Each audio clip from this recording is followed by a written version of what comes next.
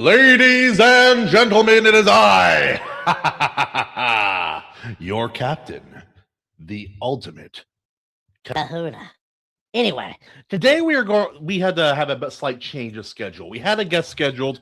He is a very busy guy, and he misplaced it in his brain. And he messaged me like halfway through the day. He's like, "Bro, I'm so sorry. I know. Will you ever?" I'm like, "It's fine. We have Avatar to talk about." And speaking the hell of which, introducing Animation Overload, longtime friend of the channel and our resident animation expert. How you do, my friend? Doing pretty good. And the strongest member of the Iron Seas, Jarrod Christman. What's up? I don't know why I have to use the accent.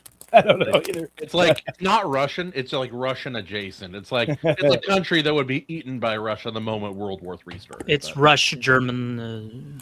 It's the Peter Norwegian. Stormare accent. Or it's like you guys ever see the Angry Cops. Like he has that one guy who like sells all the old military equipment. He has a character that sells all the old like abandoned military equipment. And it's like, I bet you cannot tell where my accent is because it's always changing. It's like, what? All right. But today we're going to be talking about a few things for the more political kind of subjects. We'll wait till AC is able to come in. But, a couple of things have happened since our last show. Minneapolis is on fire again. And, ICE taking care of business, unfortunately. And also, we kidnapped the president of another country. There's that. Yeah. I heard that one. Boo politics. Oh, Brian, come on. I know what happened to your body. I know that the sensation you felt when you heard we captured the president of a foreign country. But yeah, no, that was wild to see, by the way. I'm like, I didn't know we still did stuff like that. I thought the military was still limp wrist, like that. But yeah, I forgot Pete Hegseth is trying to correct that whole mishap, so to say. But yeah, today we're going to be talking about the third installment of James Cameron's very, very expensive, very, very successful franchise, Avatar. And just going back, what did you guys see the original one in theaters? Like, I think everybody in the world did at some point. I did, yeah. Yeah, I did. Yep, I did. That was when they finally figured out how to make 3D look good in the theater and not garbage like it had pretty much since its inception. Apparently, the first time they ever used 3D was for House of Wax, the black and white film, way back in the day. And like, my grandma's like, yeah, we talked about it. It was 3D. I'm like, it's been around for a while, longer than I had no idea. I'm like, that's wild. Because like when I was a kid, like you had Spy Kids 3D, the ugliest film ever made. And the way they talked about it when I was young, it was like The Incredible Hulk in 3D. They talked about it like it was this new thing. I'm like, oh no, this has been around since before my parents were born. It comes and goes in cycles, like every 30 years or so. Oh, hello, Zakona X, and of course Brian McCoppin. yeah, we're going to talk about politics. The politics of choosing very tall blue women over American ones. Anyway, Polytits. I heard polytits, but polytits. Yeah, that's what we're talking. We're talking about polytits. No, that's just your average man in Seattle. Now, anyway. Well played, though. Well played. Yeah, unfortunately, true. I remember having that conversation as a young man with my dad. I was like, "Why is that 6'5" man with a 5 o'clock shadow wearing a pencil skirt?" Son, I gotta explain a few things to you. To hide his pencil. It's a pencil skirt with a pencil inside. Anyway, yo, Campbell, what's up? How is it in the land down under? Any new deadly animals down there to make me never want to visit? Just let me know in the comments. But yeah, no, I remember seeing Avatar, the first one, in theaters for the first time. I was like, man, 3D is really cool. And then it came out with like the extended like director's cut of it, and it had like extra footage that was already finished. I'm like, this is always the plan. No wonder they made so much money in theaters. And even back then, they were talking about how the plot was unoriginal, and that's always been the biggest criticism of the series. And I've never I quite liked the understood first that one. It never blew me away back then.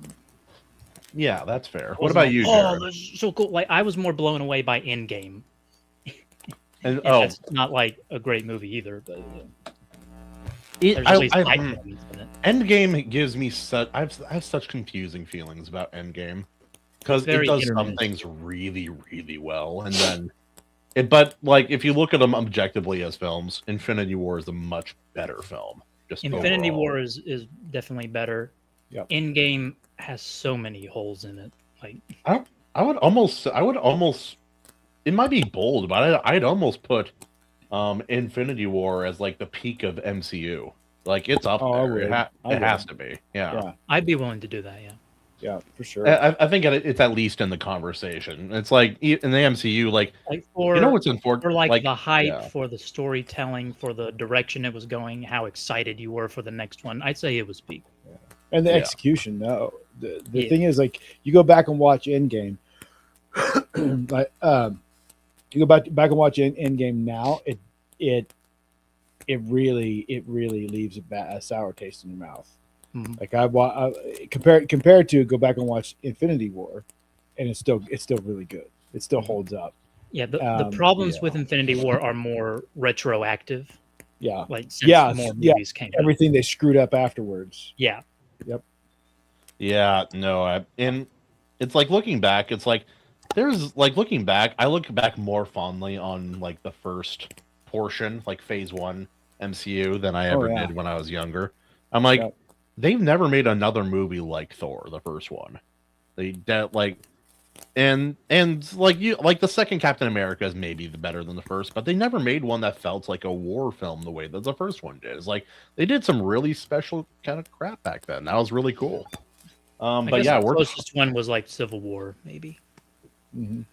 Yeah, but it didn't feel like war. It still felt like I get what you're heroes fighting. Yeah, but I still think when of the entire gelatinous mass we know as the MCU, I would say for my money, Winter Soldier is still the best film.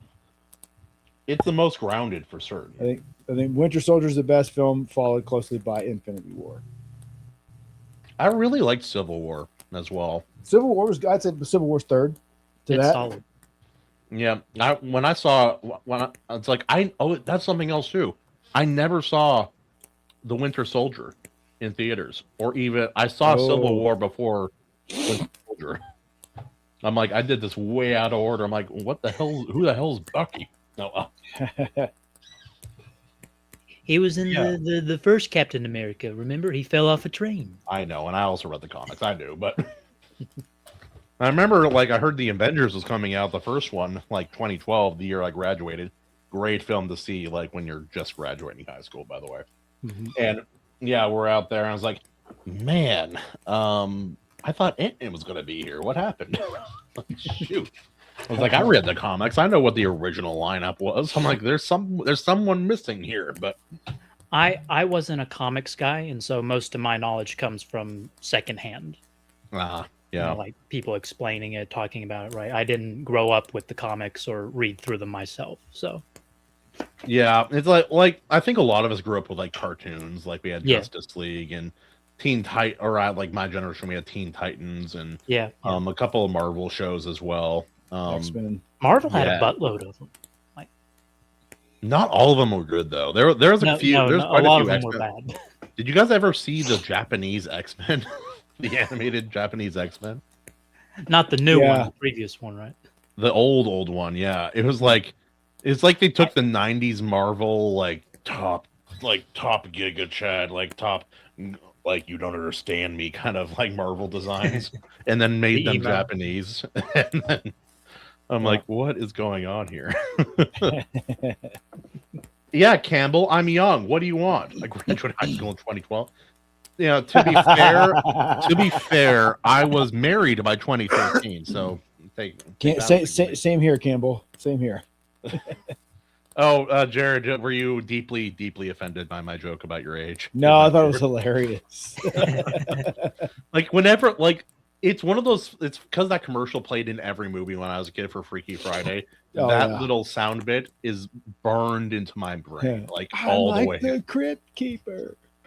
Oh man, it's like those. That's one of those movies that, like, that back when that movie came out, like the early 2000s, we still had like a couple drive-in theaters close by, and so we watched like Freaky Friday, Finding Nemo, Hulk, like the terrible green 2.5-hour drama with no action, like Pirates of the Caribbean, and it's like we watched all. Like I missed that. My kids will maybe never get to experience that. That's too bad. Dude, Also, real quick, AC, welcome back, my friend. I love the Death Note poster in the back. It makes me feel things like like Thanks, eating man. potatoes, Thanks, man. potato chips, and executing criminals. I'm gonna eat it. Yeah, I'm happy to be here, guys. Thanks. Can you hear me? Yeah. What? Okay. What? Cool. My mic has been a little. Well, it's not the mic; it's the cable. But yeah, your gain may hopefully. be a touch hot. Okay. Yeah, a little loud. But he has that it's not. If my mic was hot, we'd have a problem. If my mic was really loud, like your ears would be at risk. But AC's always like, well, anyway, today we're going to be talking. He has like that Joe Rogan level kind of like conversation. Look like the UFOs, brand. They're just all over the place. The vampires. Yeah. The live earlier I had to do while everybody was asleep, so I was like talking in a low volume the whole time. You want an apology? Okay, I'm sorry that you're old enough to remember when the wheel was invented. Sorry, Campbell. It was on a drizzly Tuesday. It's like, I remember when they invented fire. It was a game changer. The first wheel was more elliptical, and not many people know. The first one was made by this man named Whistling Diesel. He decided it was a square, and he put it on a car. Anyway, AC, we were just talking about our first experience watching the OG Avatar, and then we talked about the MCU. But tell us about the first time. Like, did you ever watch the original Avatar when it was in theaters? Can he not hear me? Oh, the Fed froze. AC. Oh, Hey, she froze. Say that again. We were just talking about when we first watched the original Avatar in theaters. And I was wondering whether you did and what your experience was with it at the time, because we're talking about new one. It had a pretty strong push and like a little bit of a craze going on. I was interested in it. I learned like how it came to be. Like it's been like years in the making and stuff like that. And Motion capture was big at the time. Yeah. Yeah. So it had potential to be culturally significant. I think they jumped the gun though by constantly comparing themselves to Star Wars and stuff like that. But I was right there with everybody else. I thought I was intrigued. I didn't hate it. I think I was like right at that young enough age where I was like, a lot of it was still really cool. You know what I mean? Like it had the cool factor. Yeah. So, I remember enjoying it for the spectacle. The visual spectacle. It was definitely a spectacle. And it was the last time that I ever saw anyone do floating mountains that didn't just piss me off. When I see him now, I just get pissed off. It's like, shut up. Well, because like the movie at least had a tent, like a. Well, let me change my book then. And, But yeah, no. First time I saw it was in Leavenworth, Washington. It was like it's this mountain town that is supposed to look like Germany. And they have it's really big in Oktoberfest. Really cool spot if you guys ever are driving through Washington. It's a great place to stop. Except right now because all of the passes got destroyed by the floods.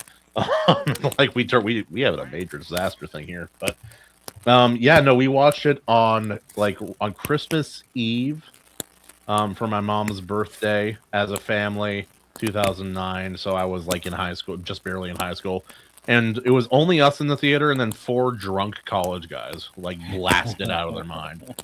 Like they're talking in the movie, and they're like shh, and they're saying shush. They're just shushing super loud too. I'm like, dude, shut up. There we go. Yeah, and then like we leave, and we're like, oh my god, do you want to go like that? Just like what are we doing here? But yeah. So who among us did see the new movie Avatar: Fire and Ash? I did. I did. I saw it. Ao, you saw it too. AC says no. So what was your expectations going into this film before you guys watched it, and did it more or less meet those expectations? I expected to hate it, but I didn't hate it. It was just another like that was the sad part about it is because all the work that goes into making those things, and it's just especially now at this point, being the third of this, like the novelty of the spectacle, the visual spectacle is worn off. Yeah. And it doesn't have the depth of story to carry it. And this film for me, this film suffered from having an antagonist who was far more compelling than anybody else on screen. Quaritch, he gets more interesting every movie. He just does. Like He's the best character. Yeah, like I have tons of issues with the world building in the film, and a lot of. Oh, okay. I'm curious about that. Yeah. Oh yeah, well, I have lots of world building issues, but in terms of just characterization to the point that could make up for a lot of other sins of the film. That's a bad deal when you're the bad guy that you should hate is the only interesting character on screen. He was pretty interesting, actually. Compelling, classic Americana type of like bravado and stuff like that. The bad guy, and actually had kind of like the backstory to go along with it. Maybe that's why they carried him forward in a lot of ways. Because he also has more discernible flaws, which usually makes for a more interesting, compelling character. Yes, it's like because And he has unlike, very heroes, definitive flaws that are very he's not easy willing to kill identify. kids. Yeah. Oh my god. Yeah. And like it's interesting because he acts like he does as well, but yeah, just not quite. Yeah. Although This there is a scene in the movie where Jake and Quaritch fight together. I'm like, these blue monkeys wouldn't stand a chance if these guys teamed up. Holy smokes! Right. It's like they were laying waste to an entire group of the Ash people, essentially. Yeah. I think what I think for me saves a lot of this film. Like the story is not typically that, it's not that original, it's not that deep, but the characters and the acting really save a lot of this for me. I believe the emotions I see on screen for most of the characters, not all of them, but most of them, and that's compelling to me, and for me that's one of the things that makes me want to come back to these films. That, and then what they were doing with the antagonists in this film was very interesting. It's like, oh, the enemy of my enemy is my friend. Not really. They were pretty hostile towards each other initially, but it was a very historically, that's a very believable kind of chain of events to have happen. It's like, oh, we're in this land that is not ours, and we're trying to gather resources and conquer. What do? How about we find an kind of ostracized group within this place and have them become our allies in order to understand and conquer more effectively. That's a very historically relevant and believable thing to have happen. But it's accurate. I mean, it's the Huron siding with the French, the Mohawk siding with the English, the Pawnee siding with the U.S. cavalry, the Chippewa siding with the settling soldiers, the colonial soldiers. Like it just got like the Iraqis the siding against the Iraqis. Yeah, I mean it's what has been done with the indigenous tribes pretty much anywhere you fight, because there's always infighting, so you just pit them against each other for your own ends. The I'm so curious to see to find out like who you thought was acting well, because I thought this had some of the worst acting out of all 3 films in it. It did Me have too. some of the worst. You know who I really don't like? Sigourney Weaver's character. Almost everything about her. I don't like the Jesus thing that they're doing. I don't like the I don't like that they like put, Sigourney like, a Weaver sounding like an old 60-plus-year-old woman and woman into pretending to be a a young 15-year-old girl. girl is and it sounded the same. It's stretching my imagination, to say the least. Like, she sounded younger in her avatar form in the original movie than she does here. Because it was like 10 years ago at this point. Yeah, right. Yeah, like, how old is she? She was not young, even when the she's pushing first 70. Alien came out. Yeah, she got to be 70 something. Yeah. See her character, her character in this film. I just roll my eyes. Okay, you're the child of Ava. Okay, whatever. It's like it's like they're going for the you're going to be the girl that's the center to the key to everything. Well, okay, check. You know something I've noticed about that too? They did the same thing. Like in Star Wars, it kind of made sense. It was a nod, but not like a direct reference to Jesus, like the Immaculate Conception kind of thing. Yeah. But then another property they did this with, freaking Jurassic Park. Remember Jurassic World Dominion? It's like the doctor. She's like, I cloned myself and impregnated myself with myself to make myself. And that's this little. I'm like, what what? All these films are making like these half-assed, like Christ analog, like We don't need no man. It's like Jesus, but a woman, and it's for the earth or for science. I'm like, that's why it doesn't work. I quit watching the Jurassic Park after the first one with whichever the first one with Chris Pratt. After that one, I was like, I'm out. I think I saw the 2. No, I did. I saw part of the second one that came after. Yeah, that. and then the one with Black Widow in it. Yeah. Oh, that's a new one. Yeah. And Yeah. that one is maybe the best of all the Afterbirth, ones. yes. That one was fine. Yeah, I liked it. Yeah. Except for the retarded T-Rex. Have you guys seen that design? It's insane. The Rancor, yeah. Also, the Rancor. it looks like a penis. I don't know how. So it looks like a dick.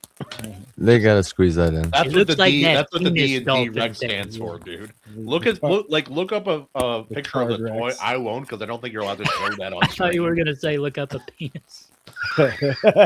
In case you need a reference, I'll send you a picture. Stay. Look, I'm looking. It don't look like that.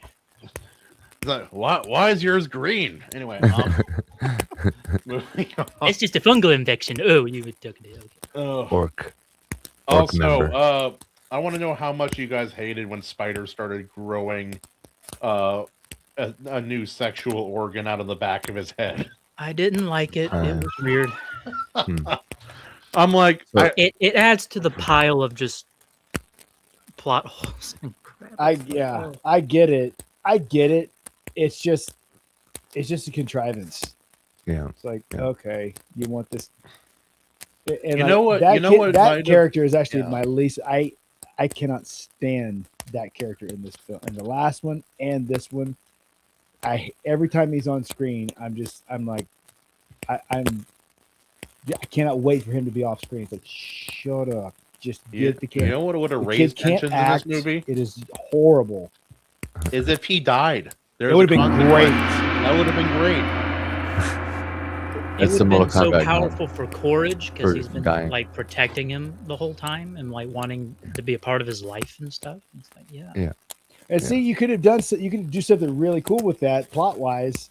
Especially if the corporation is responsible for Spider's death, and then Courage Yeah, is it's like, like he goes full in with the Yeah. natives and like Yeah. starts fighting back. Yeah. I would have liked, and that could still happen technically, but not likely. it needed to happen this film at the Yeah, latest. if it was going to happen, yeah. Yeah. And like you can kind of see Courage changing his opinion about certain things. getting a little alien tail himself maybe affected that, but yeah, no. Spider they still dying after would have the, added. Spider dying would have made the fighting increasing in temperature and velocity and violence, and like both sides escalating. That would Spider dying would have done that really, really well. I mean, I'm still rooting for the humans. Yeah, for sure. Me too. At this point, Are they? Instead, they have like this thing where what's her name? Navini, the wife. Natiri. She like warms up to Spider. Nagini the Nagini, snake. sorry. Nagini the snake. Linguini. Harry Potter. Yeah.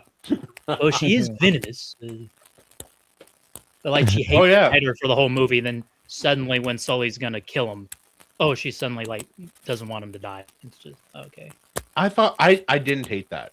The scene where Jake was gonna kill him. I didn't despise it, but it was just rushed. It was rushed. Sudden. It's like, oh, that was a heel turn that was not explained at all. You needed at least one scene where she's like, I don't really hate you, I guess. Yeah. There's that. I agree with that. We could have had a bit more there, but thinking of like family dynamics, like anytime Jake and Natiri are on screen, I like it. I love family dynamics and stories. Absolutely.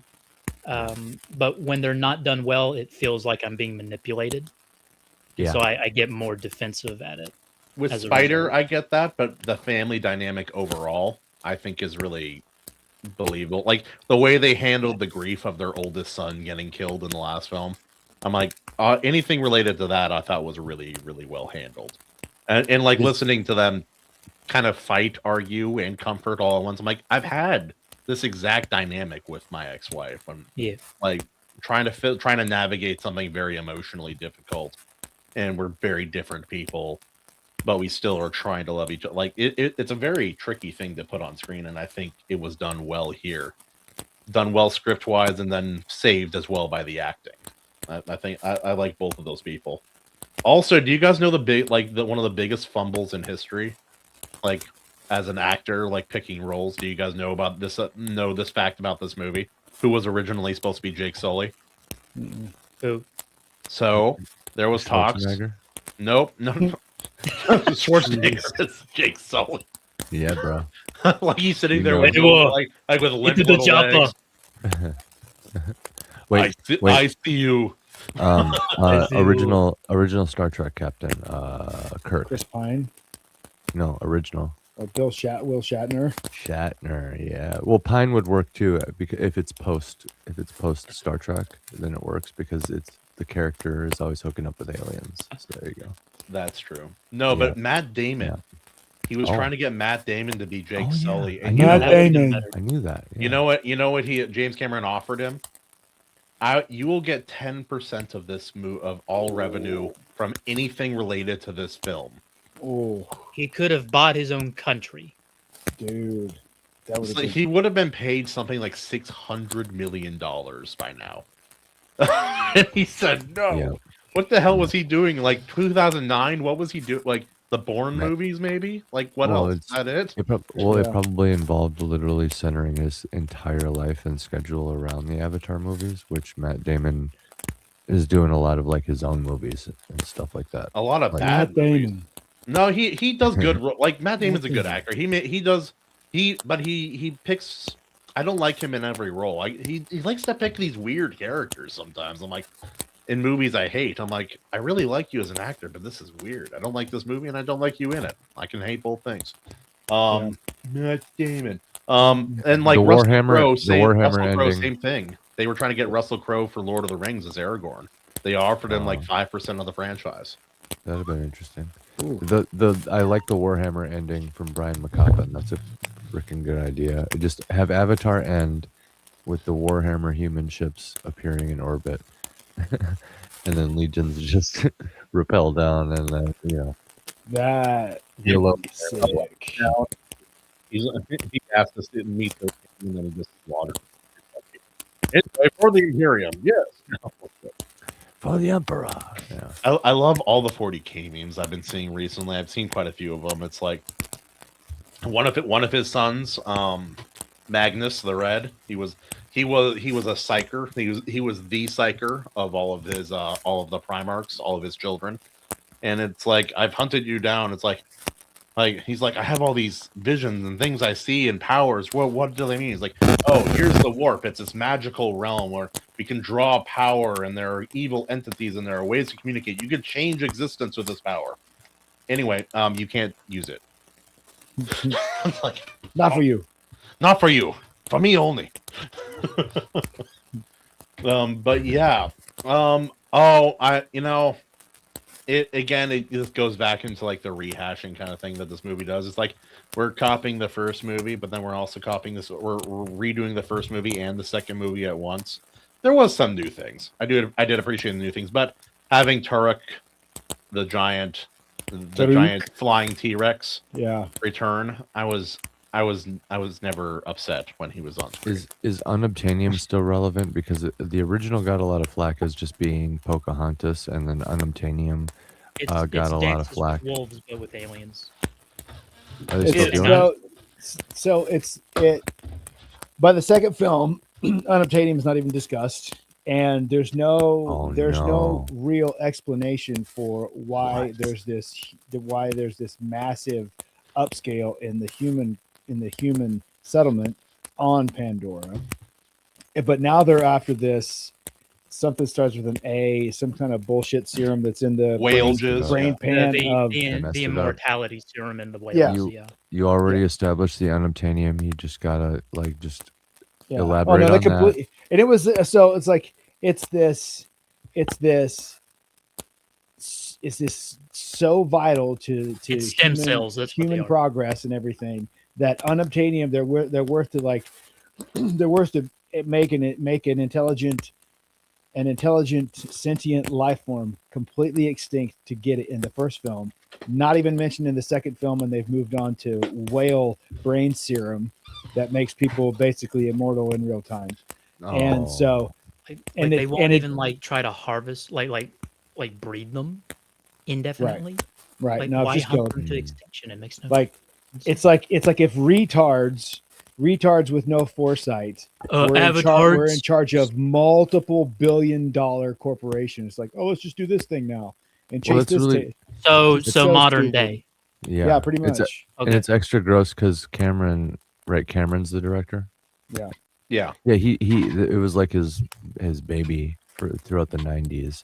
He was like planning, this was going to be his Star Wars. That's why they kept comparing it to that at first, because he was probably telling them to do that. So if they changed all that, I don't think, something tells me that was probably not part of the plan. And so, did he pass it off? Pass the front? Is that what happened? Like, he made the first one. More of a tech guy than a story guy. Passed it off. Okay. I don't know if he passed it off or not. I don't know. I don't know if his hubris would allow him to. Jeez! If this is him, that's the thing that's so the second. There was at least a clear. Even though it was weak. It's weak and contrived in the first film. There's a clear motivation for why there's a human settlement on Pandora. For the second film, that the original motivation is not even mentioned, and for the third film, there is an expansion of the settlement that was already ridiculously big, and there's an even larger human presence. But again, the motivation is nothing beyond, the original motivation is nothing beyond just harvesting the brain serum from these whales, and it's like, what? Because and then they ham fist a secondary motivation into the story. It's like, well, if this mycelium can affect him at the molecular level and make it so he can breathe the atmosphere on Pandora, then we can colonize the entire human race on Pandora. And so it's like they change horses midstream, so to speak. For the it would have been better if it would have been better if they just simple expansionism. Like, Earth is not doing well. We need somewhere else to go.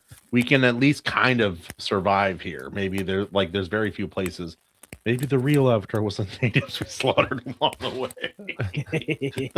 I personally like the first context stories, which, granted, it's probably less than half, not a minority, but the first contact stories where they're like playing games, trading, celebrating Christmas, and then they check in on them years later, and they're still friends and stuff. And those are wholesome. That's the But most yeah, Evaleighmusic opinion I've ever heard out of you, AC. dude, go look up firsthand accounts. I just want them to get along, no fighting. Let's be friends.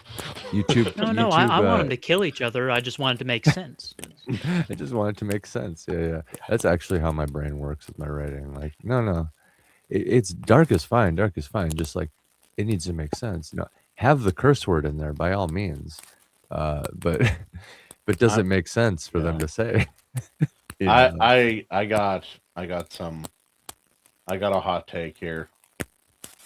I don't think James Cameron can make a bad movie.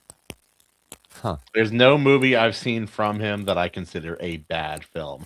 This film has problems. I still don't consider this a bad film. That's a hot take, but hold on. It's the same thing as Afterbirth, right? I was talking to Animation Overload about this actually, and probably you guys too. But there's some like really good things about the movie. Like there's a certain level that like the movie hit, where it's like it's great cinematography. The CGI wasn't the worst, except for around the new T-Rex, because they're doing something. But like within the comfort zones, when they showed a normal T-Rex on screen, it was pretty cool and cinematic, and like they revealed it. It was almost like a comic book and stuff like that. It was like that scene was straight out of the moments. Movie, or was straight out of the original book. That's why it was a good scene. Oh, there you go. Well, there you go. But like, you know what I'm saying? There's such like an engine behind it, an apparatus where it's like it's James Cameron, so it's like they're gonna just keep throwing money at it until it's good, basically. Well, it's like palatable. He directed Titanic. Like we meme about it, but it's another really big franchise. It's good film, and I hate saying it. It's a good movie. It's good. Overall, it's a good movie. Is it my favorite? No, but it's a really good film. And like Terminator 2, Aliens. This is all James Cameron and his fingerprints for hitting the iceberg. It's like Titanic by Michael Bay. Titanic, or the iceberg explodes before they get there. What's happening? Titanic conspiracies are wild. Would make some good novels. I'll just say that. I want to make a historical fiction romance about it and make it as bad as I possibly can. Right, hear me out. Titanic, but they hunt the great white whale. $1 million idea. Oh, Moby Dick and Titanic? Yeah, dude. Yeah, and then mix Pirates of the Caribbean in there. Yeah. I've never seen Titanic. Then the Titanic is attacked by... You haven't? Wait, what? What? Jared, you never seen Titanic? No, I refuse. I will never voluntarily watch that film. I haven't seen it. What? I absolutely refuse. Why? Because that Celine Dion song can kiss my ass. Like that song played on every freaking radio station 24/7. You could not escape it. It's like, I will never ever watch this film. I will never watch this film, and no one will ever make me watch this film unless I get Clockwork Oranged, where they strap me in a chair and pry my eyelids open and force me to watch it. I will never watch that film. That film can suck it. Jared, real quick, there's no excuse because they don't play that song during the movie. Doesn't matter. Not once. Doesn't matter. Brother, AC, I'm not talking out. I'm not blowing smoke up his ass. It's a good film, right? Am I dumb? And I know enough about the film to know that chick is a horrible person. Oh, Kate Winslet? No, the actress is fine. Her character sucks. Oh, yeah. The character she plays is a terrible person. Rose we can agree Rose sucks. We can all agree. Sucks many what? such cases. Many such cases. Can you guys hear me? Whoa, wait. Yeah. Rita Productions, 1754. Titanic is great. There, the historian has spoken. Which also, I think Brian really sums up this movie. It's not my opinion, but I think this is a fair opinion about this movie. Watching Avatar movies like a one-night stand with a perfect pet 10, but with an 85 IQ. That's even better. It's fun, but nothing she said on the date leading up to it is remembered the next day. But you had fun. Actually, That's though, yeah, very accurate. that's fair. You know, personally, I don't see the downside. No, no. Anyway, no. I'm not She gave me taking this drugs and joke said she'd any eat my further. heart or something. I didn't get it. Yeah. Also, you Yeah. know what you could do to make the motivation for them coming back to Pandoria really funny? Jarrod, What's that? What's that? same thing. The whale, the whale brain juice, Yeah. but it's for erectile dysfunction. It's like the best. It's like the best ED medication on the market. I think it's a huge mess up and like basically like some sort of like cardinal sin and if it's the original creator that's still writing it and stuff like that, holy crap, to just like write out the unobtainium. I mean, I know it's technically still there somewhere, but like that's the whole reason. That was like the premise. And so, but like I can understand expanding to different resources. Like, okay, movie 1, they're extracting the unobtainium. Movie 2, they're still after that, but then they discover new thing, and then that starts that craze. And then movie 3, you're completely fine to actually use that same logic, kind of the new craze combined with an uptick in the unobtainium again. You mention it, you have to bring it back and mention it again. You know, it's still there, it's still relevant. Those two combined things led to the even crazier thing, the whale brain, immortality, whatever. And then they can all be allegories for farming, you know, a world's resources in various ways. But you can't just like leave the core premise on the back burner, I guess. It's important. And that, like, I'm of a split mind when it comes to the world building. I like the world of Pandora. I like the environment. I'm like, if you look behind, like you could watch 2 movies by focusing on different things. You could focus on like everything in the background. It's not basic. There's always something interesting happening. It feels like a real place, almost like the way that the world is designed. I like that aspect of it, but certain things, human things, don't make a ton of sense. And like Jared's meant, that is a pretty big problem. Also, I was looking up James Cameron movies. I forgot his original film, his directorial debut is Piranha 2: The Spawning in 1982, which is hilarious. The Spawning. He started with a sequel. He went there, and then like 2 years later, he releases The Terminator. So at least Jared can be like, "Hey, Missouri breaks." Avatar the Ballad 4, of the Piranha. Missouri Bill. He's not going to be like Piranha 2: The Spawning, the Spawning. The Spawn Awakening or something, whatever. Let's also not forget a movie that I think is wildly underrated, The Abyss, with Ed Harris and The gang. Abyss is really good. The Abyss is a really good movie. Yeah. Like a uniquely good movie. Yep. Also, I forgot he did True Lies with Arnold Schwarzenegger and Jamie Lee Curtis. I forgot about that. Yeah. The thing, so with Avatar, with all 3 of those films, it's like the stories are not as bad as a lot of like pretentious YouTube movie reviewers say they are. They're not hilariously broken. No, they're just weak. The stories are just weak, and they have holes. I feel like like the story is an excuse. The narrative is an excuse to get to the stuff that he wants to do. Yeah, exactly. It's an afterthought instead of the framework you build the whole thing off of. Yeah. That's a really good observation, Jared. Actually, and holy crap. Bullseye. They are the world building, beautifully animated films that have very little else beyond that. For sure, absolutely. The thing that pissed me off with this one, my chief complaint with this is just the absurd world building in this.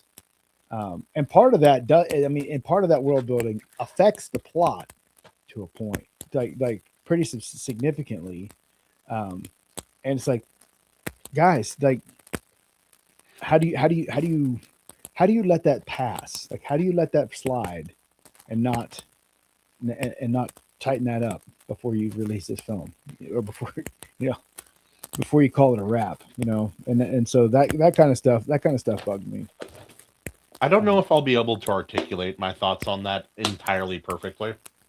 I think part of it is that he and a lot of the people who worked on this film lean a very specific way politically. And so that already runs a pretty high risk modern day of ruining the film. But I think he's a good enough storyteller that he pulls back on that enough for it to not be the complete crapshoot. And so what you're left with is a storyline with plot points that don't quite make sense, but aren't so egregiously bad that I say it's a bad film. I do think a lot of that plot stuff is the biggest it's the weakest part of these movies. Yeah, it piles up the more films that come out. Who knows how much it'll get by the fourth one. So. Yeah, that's very true. Readout. Yeah, it's very true.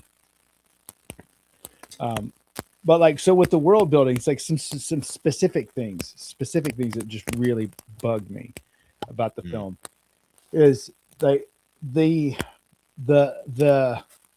daily eclipse that they reference in the first part of the film that happens twice in the film when it's convenient for the plot for it to happen. It never happens in either of the first two films, but they mention it at the beginning of the first film. And the intro to the beginning of this film pisses me off. It's very structurally weak, I think, the way they started this film. Besides that, the kid mentions how his mother mourns during the eclipse, the daily eclipse. It's like, wait a minute, there's never been a daily eclipse in two movies. Across two movies, we've never had a daily eclipse. Now it's supposed to be this thing that's recognized. And then we don't have another daily eclipse until the end of the film when they need to cover stuff up during the fight scene, during the big epic fight at the end. They need to hide stuff in darkness. The idea is that I from what I've been told, I had to look this up, so it's not something directly addressed in the film.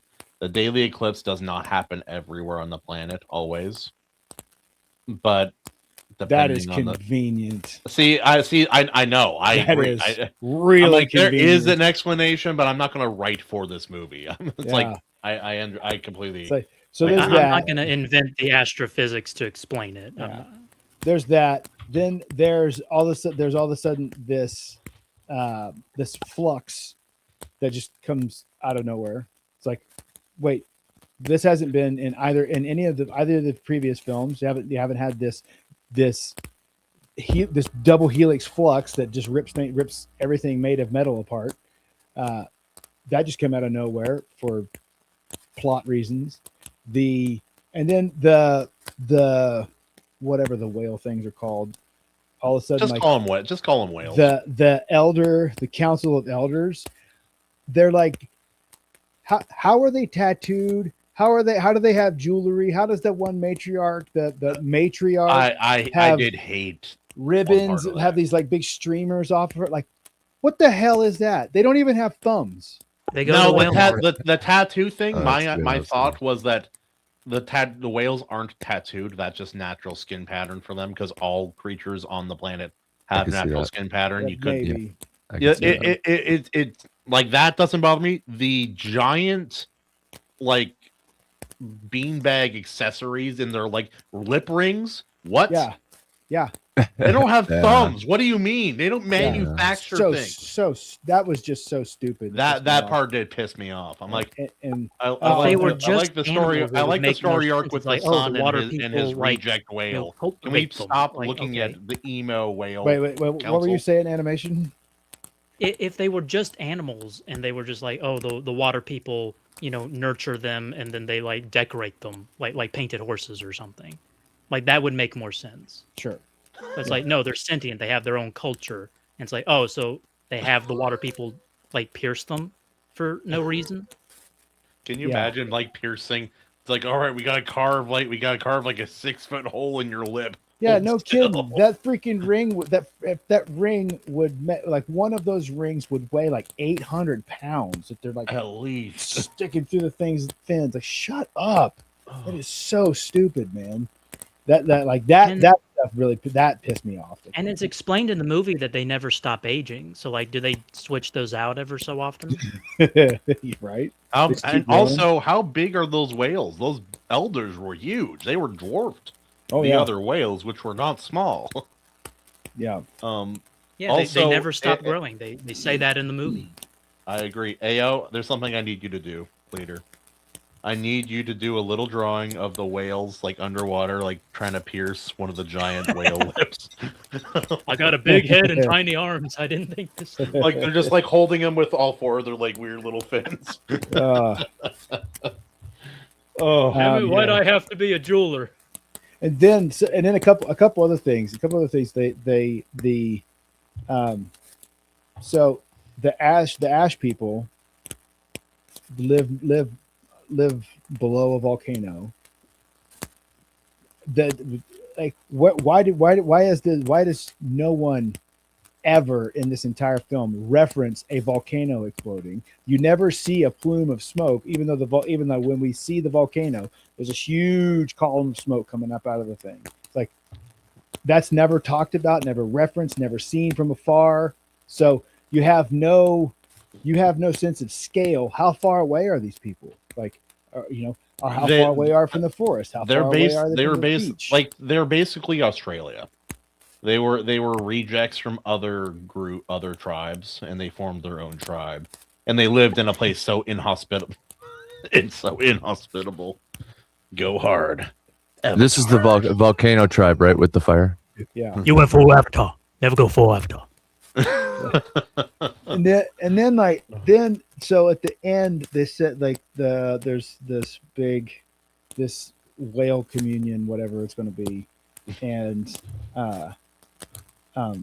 it's going to happen the day after tomorrow. So I'm Taruk Maktau, and you've got to go to every tribe that you can reach within a day's ride of here. Except those little ash people, like they have some sort of racist term for them. Exactly. It's like, well, but there's within a day's ride of here and be here, and there is no conceivable way to get that many people from that far away, like because you have no like, well, if there's that many people around, if they're that close, should you not like is Pandora supposed to be like a way smaller planet? I get maybe. It just seemed like, oh man, like if so, fair enough, but like I don't remember them stating that. But that's the thing, like you have no idea the size, scale, and location of anything in this world for reference. So they say, so like to me, that just seemed like that's an awful lot of people that you're rounding up to coordinate a counter assault with in 36 hours. I don't think so. So that just seemed like it's like all the tribes. Yes, the ones in a very close proximity. One day's ride, no further. Yeah. Oh. Yeah. Yeah. There's a lot of things that just don't make sense in the movie. Like apparently they can contact the dead whenever they want. Like, oh yeah. I don't. Okay. I wasn't bothered by that personally. I get it, but it didn't bother me. My thing is that I don't recall it being a thing until now. Yeah. Like all of a sudden. No, they bring it up in the first. Was it introduced earlier? I can't remember. The conceptually it was introduced. It was like we become one with Awa, and remember them. Natiri talked about communicating with people, so it didn't come completely out of nowhere, just mostly out of nowhere. But then how they can go into the afterlife essentially? And it's like everything's got this name. Everything has this Na'vi name except the spirit world, and it's just called the spirit world.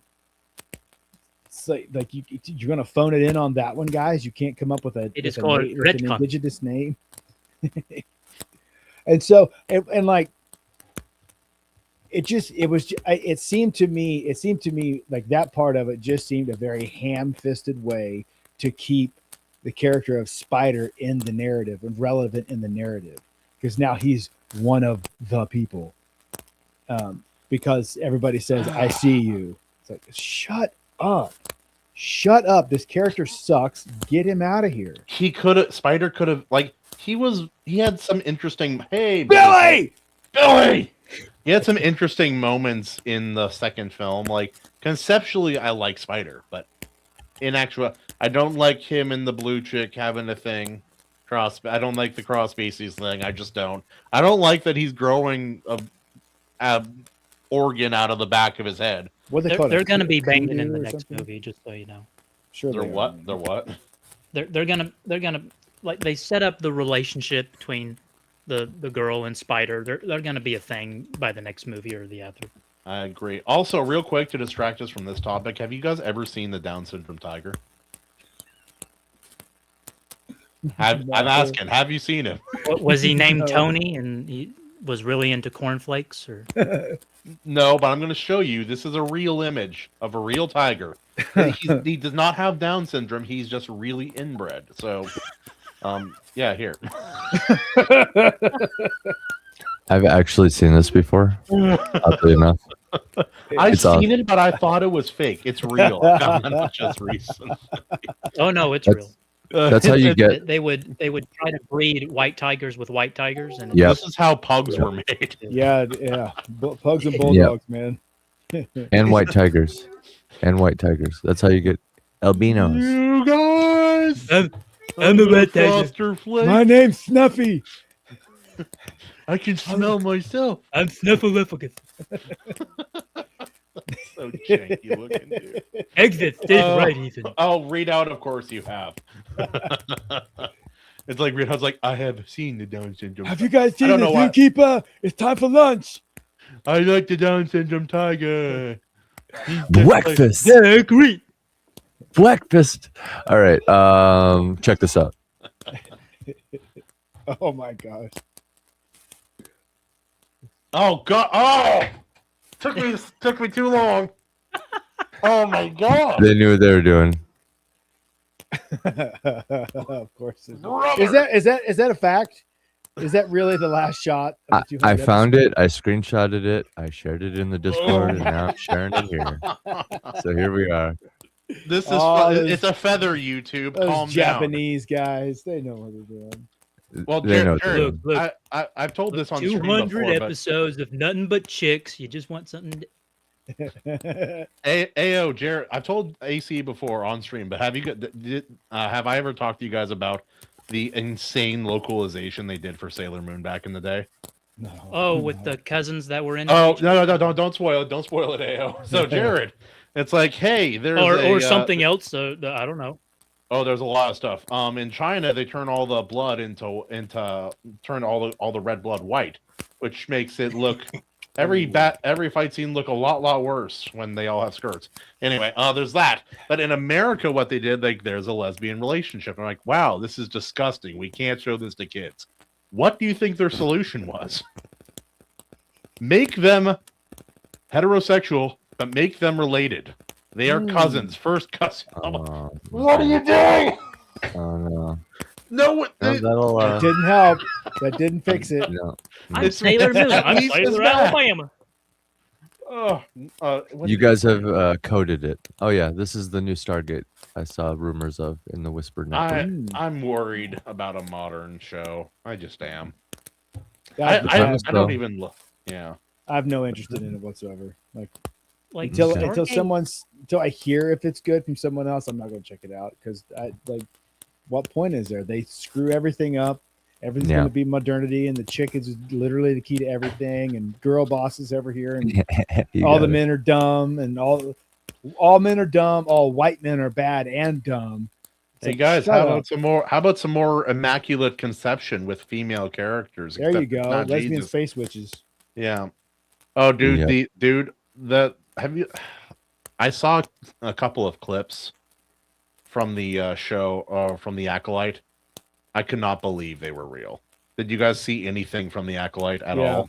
I watched the weird lesbian witch chant. The space chant? Oh, dude.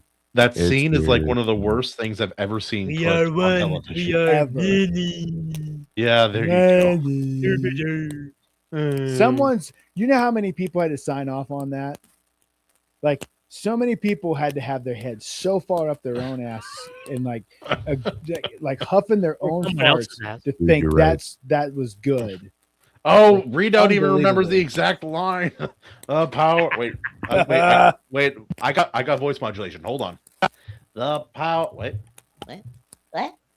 The power of one, the power of two, the power of Many. So Power of memory. I mean, guys mini. couldn't even hear you harmonize, brother. Oh, cripes. Anyway. Oh, we can't talk about modern movies. It's just bad. It's so depressing, dude. You just get angry. Also, here, here, how about we do this? Let's rank every movie in order of from like worst to best for James Cameron. It's the 3 Avatar movies, Titanic, True Lies, Terminator 1, Terminator 2, and The Abyss. I suppose we could count Piranha 2.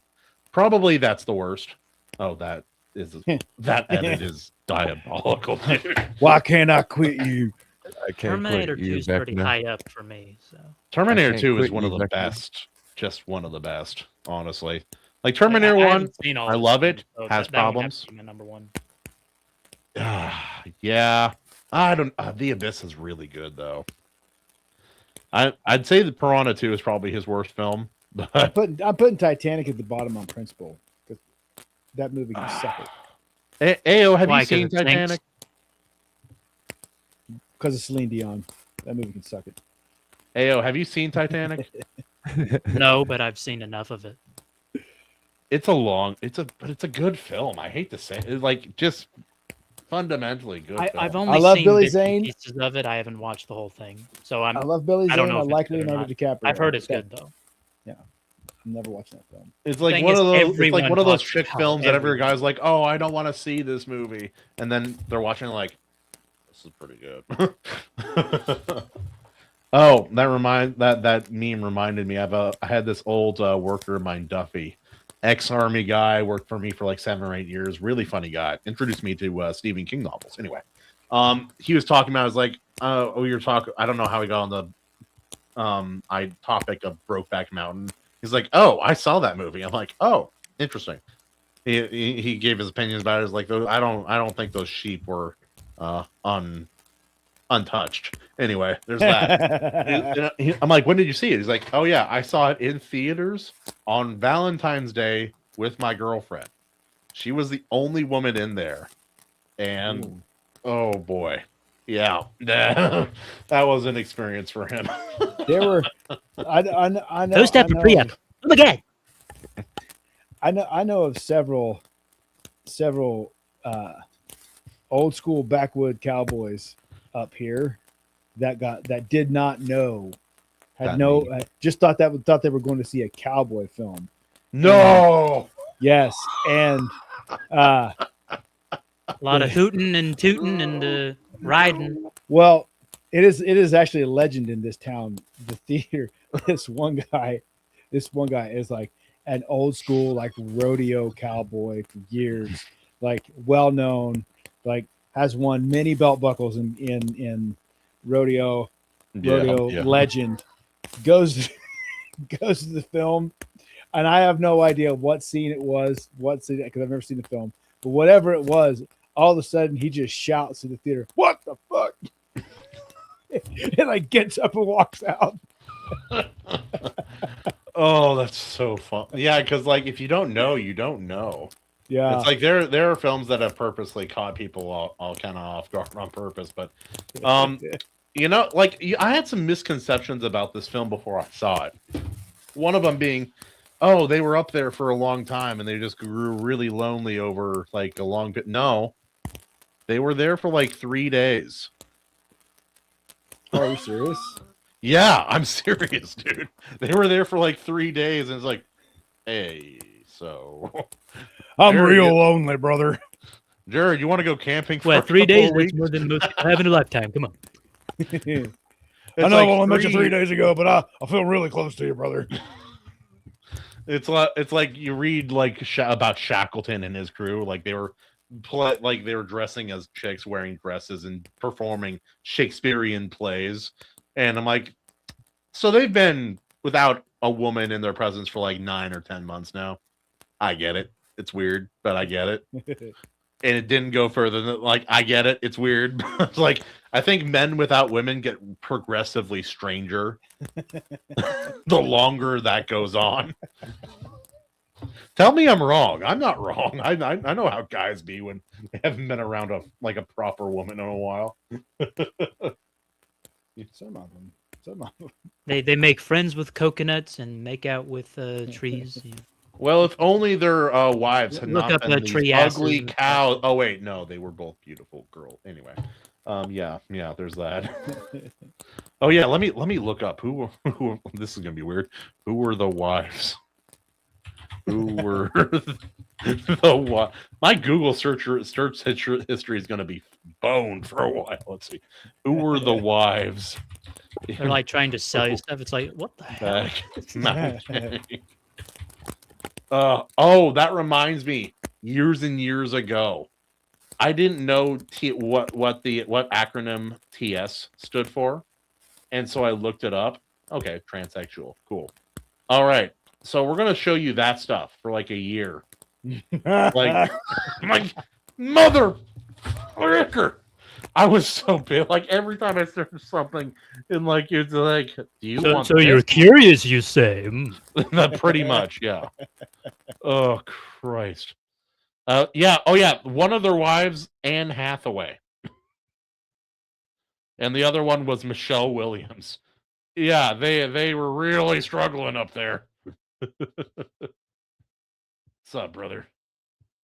What? Oh, not much. Is this from that new like hopping movie? Yeah. It is. Okay, yeah. Let's walk. What this Pixar? I've seen these. I've seen this. I've seen previews. It's gonna be. This movie's gonna be garbage. It already seems like garbage. We go full All screen right. with this. What is I don't like how it looks. It's a new movie. Yeah. Yeah, there's stuff going on. There's stuff going on for sure. It's like we know what's happening here. It's Avatar. Yeah. Except they're using a robot beaver, and it doesn't make sense. The whole thing doesn't make sense from the trailer. McCoppin said it. It's the new it reminds me of justification flick. Except actually, no, Brian. You know why that's not the case here? Nobody is looking at these animals and being, like, yeah, give me some. No, that's Zootopia 2. That's the movie that's Zootopia that modern phenomenon continuing. Yeah. Thank you very much. Bean mouth with avatarded. But Pixar and like Disney and Pixar have always done like cute animals and stuff, like so. But this is like generically cute though. Yeah. Like it's too round. It's too. Lack of a better term, safe. It's just very generic. You want a good-looking, good kids movie about animals with like human emotion? Like, watch Robin Hood. The Wild Robot. That was a good film. Oh, I heard it was good. I saw it in theaters. I saw it with Maji and my kids a while, like when that came out, and then I bought it. It's a genuinely good movie. Like I felt emotions watching that film. I was really surprised. Very, very good movie.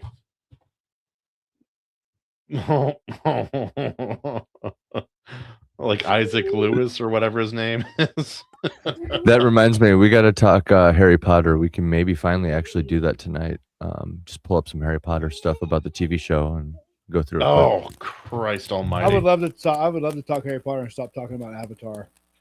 It's going to be worse with Harry Potter. Wait, Jarrod, I got a question for you. There's more to actually talk about. That's true. Yeah, that's true. Avatar? Yeah.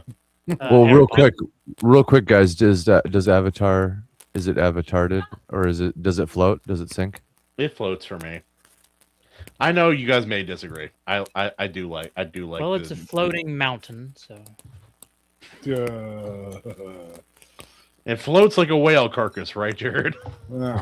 Yeah. That's actually pretty good.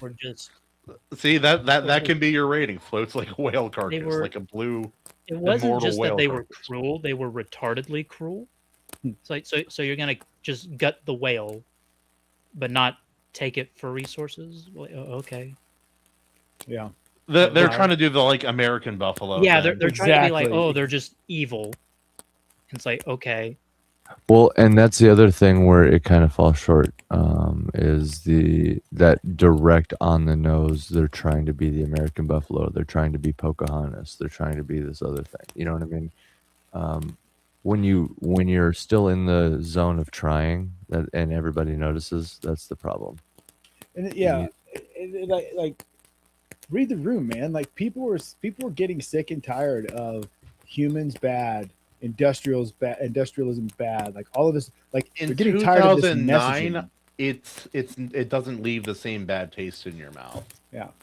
But modern day, I'm like, Yep. The whole human bad narrative's growing pretty stale. I don't know if you've been checking the wind recently. Oh yeah, by the way, so it floats. Ah.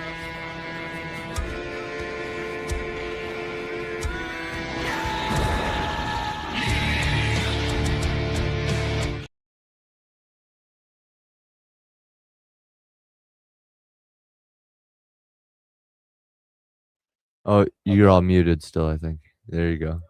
Oh, there we are. Pixar has been stuck on the bean mouth art style for such a long time. I think since Inside Out, it didn't look as bad on Inside Out, but it's gotten real bad. Like I saw part of that's ELO. Where the transition happened. Yeah. Yeah, the ELO movie, like where that like little Mexican kid. I didn't watch it, and it looked bad. Yeah. No, it. Why does the movie exist? There's no point for it. It doesn't. It has a message, but it's not a new message. It's not even a well-told message. It's the characters aren't. It wasn't. It didn't offend me like watching Element, but there's no point for it to exist. And yeah, I thought my son laughed because of like, oh, funny body humor jokes. Got it. Cool. It just like there's nothing to this movie. Doesn't make sense. Anyway, but the funniest part were experimental. It's like, yeah, we're being experimental by making everybody and everything look the same and all being ugly experimental by copying Minions and Illumination. Banana. Who also Billy Judd? Who's heard of Pixar's Newt? It was canceled. Was that a recent project? It was an older one that they were, I think, going to make, but it got canceled, like in pre-production. I agree. Yeah, I agree. Readout. I liked. I think Coco was a genuinely really good movie. I really liked that movie. Inside Out, I liked it. Not great, but not bad. It was funny. It did. The second one, different story. It was first one, yeah. Coco, maybe one of the best things they like. The last good thing that they did, in my opinion, was Coco. That was a genuinely good film. But holy smokes, dude. Oh yeah, they're doing they're doing the oh yeah, so that's something else. The new the Super Mario Brothers Galaxy movie is coming out here soon. I hope I want it to be good. The first one, not perfect, but good enough. I enjoyed it. My kids like it. I can show it to them and not be ashamed at what we're watching. Please just don't bone it up, dude. With the second one, I really want that to be a good film. Jarrod, what did you have any opinions about that movie? They're gonna have the lesbian Toad Jesus character, you know. I hope not. The American side of the studio really tried to frick up that movie, and luckily Japan was like, "No, women in charge." Click. Thank God for Japan. Remember Pearl Harbor? We go again. It's like we gave him a reset button twice. Which movie did you ask? Were you asking me about? Super Mario Brothers, the sequel, the animated one. The sequel is coming out here soon. I liked the first one, not a perfect movie, but a very watchable movie. Something I was happy to show my kids, and I think it was a good movie. Not perfect, but it's good. I like it. Second one, I really hope that. I mean, they brought on Brie Larson, but apparently she is a fan. But then just her name puts a sour taste in my mouth at this point. Yeah, Is that like a personal attack or something? with Mario, like I hated Princess Peach in it. She's because like if they'd have gave her just a modicum of humility, I would have been I would have been okay with her. She pissed me off. I tolerated her. I didn't hate her. I was worried I would, and I didn't. So I hated her because she's like for the simple fact, like they even set it up. They set it up. They could have done it. They set it up, and it's like when she was explaining to Mario, it's like, hey, I mean, I struggled with this, blah blah blah. It took me forever, whatever. And he's like, you did it on the first try. She's like, I did it on the first try. Like, shut up, because I'm just like sick to the back teeth of that crap. So I hated that, and I hated Seth Rogen as Donkey Kong. But I don't like Seth Rogen, but I didn't think I thought that was fine. I just hate hearing his voice.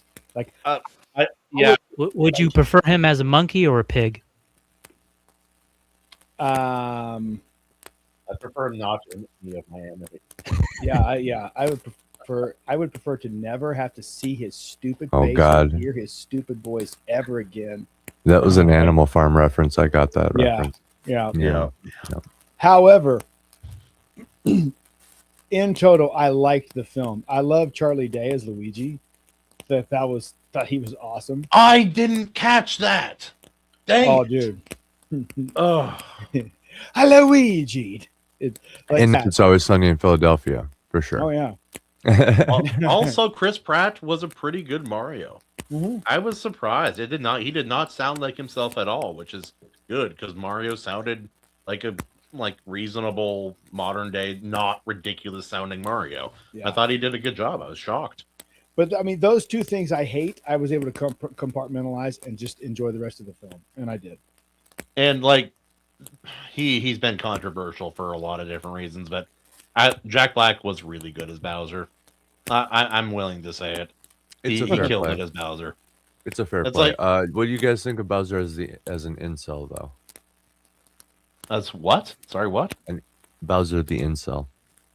Oh, I think that's kind of a funny angle. Like, you keep capturing the same princess.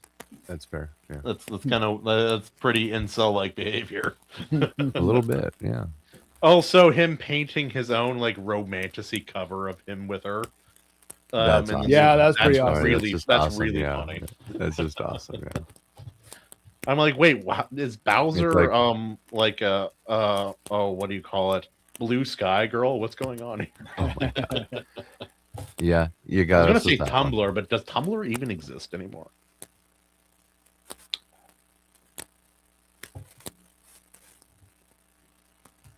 I wanted the super over-the-top, borderline racist Italian accents.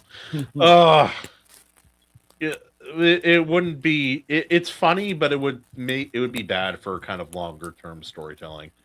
Oh, also, do you guys know the lore about the line? It's a me, Mario. Do you guys know the lore about that line? No, lay it on us. It's not. It's not. It's a me. It's a Japanese game. It's me. Mario. He's not saying it's a me in an Italian accent. Yeah, it's a me or Mario. It's like a Japanese word. It just sounded like really ridiculous Italian. That's funny. Oh, did you catch Japanese Italian? Okay. Japalian. But no, did you catch it? Did you catch it when they were in the pizzeria in the beginning of that film? They had the original Mario voice from the game. The guy was the guy playing the arcade game. Yeah, I did. I was like, I heard that before. Yeah. No, that was cool. Oh, also, we've already talked about it, but I've seen a lot of previews for movies recently because I've been going to the theater a lot. The Cat in the Hat movie looks terrible, and I wish I didn't have to lay my eyes on it Wait, there's anymore. another Cat in the Hat film? Yeah, they're making another one. Animated one. Animated one, but it's like we did a video on it actually. It's gonna be like the Grinch. Or no, way worse. The cucumber patch, Grinch. Cucumber patch. I hated it on principle because I love the Jim Carrey one at first, but after my kids made me watch it, like that was their movie that winter to watch over and over again. They watched it like 500 times. I'm like, after a while, I'm like, I don't hate it. It's not Jim Carrey, but it's fine. Like it doesn't need to exist. It's not. It's somehow less cartoonish than the live action. Enlighten either. So. Yeah, I agree. The cat. No. Okay, sorry. Billy Judd. No, that movie was also trash. Your nostalgia glasses are on. 2003's The Cat in the Hat was also terrible. I promise you, go back and watch it. Billy. It's not it. It's not it. With Mike Myers. They tried so hard to mimic Jim Carrey. Yeah. They failed. Mike Myers is perfectly fine as Mike Myers. Bill Hader. He didn't have to be Jim Carrey, but they tried to make him act like Jim Carrey. Or maybe it was his choice, but it's like if I had to pick between one, I would pick Jim Carrey. But Mike Myers is really funny in his own right. And he's really funny in a lot of his movies, but just not that movie. Did not work. But it looks like we're going to move on to Harry Potter. Is that right, AC? That's right, Captain Kahuna. For we have promised Billy here. Bill Hader is Cat in the Hat. What do you guys think? Bill Hader, Cat in the Hat? We promised Billy here some Harry Potter stuff for a while. So might as well get to it, you know? Lucius Malfoy. I went right to the heart of it. Warwick Davis has played in the series too. He was in the OG series, yeah. He was. And he played like 3 or 4 characters in total through the whole film, through the whole film franchise. Yeah, no, it like in the first movie, all of those dwarves, like almost all of them were him, done up with different makeup, and they just stitched them together. That's how they did that. Man. Like Lord of the Rings. These are not the most flattering pictures of some of the. Okay, so Snape, you look Snape a little. Looks a little off. I can't quite. There's really only one miscasting in this whole thing. Let's be honest. I can't wait until they have to talk about him being the Half-Blood Prince. It's like you have filthy Muggle blood in you. Like when they liken him to a vampire, everyone's gonna be thinking of Blade. So. So he walks in. Some motherfucker's always trying to ice skate uphill. I just can't wait to like when Harry Potter is immediately suspicious of him for no reason whatsoever. It's like, wait, go left. Hold on. Oh, AC, you can't. Nick Frost is Hagrid. Yeah. No. He's a good. I don't know. Hagrid is a really crucial casting. Aside from the fact that there's no reason for the show to exist, like going in on it, I don't know most of these people. I think Nick Frost could pull it off just fine. Maybe he can. I don't know. That's what I wanted to ask you earlier, Jarrod. What is your relationship with Harry Potter as a franchise? Because for me, I was growing up as it came out, and it was really kind of cool to have that as a thing with the books and the movies. Like I grew up with them. But you're a fair bit older. So what's your relationship with the series as a whole? I was older. I actually watched the first film before I read any of the books. And then I read the books, and I was so up until what was it?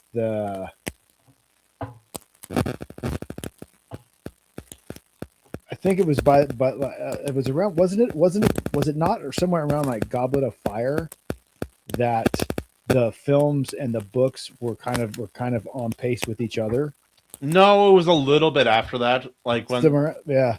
Well, it was around it was around the 5th or 6th book, somewhere around in there. But like eventually, like I watched all the books, and then so like by the time Goblet of Fire, I was ahead, so I would read the book and then I would watch it. And so there are, to me, they're two they're two very well done, two very different franchises. I think they have to be different. There are things, yeah, there are things that I definitely love more about the books, and there are a few things that in the films I think are better. And yeah, I have some controversial takes with that, but I think The Prisoner of Azkaban, that movie is probably the best out of the series. It's so good.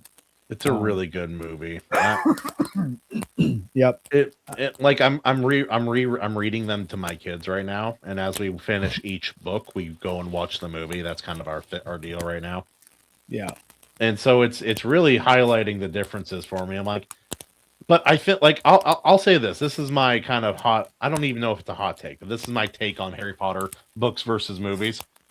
I think the movies are the best you can expect from a reasonably faithful adaptation, especially for a series that big.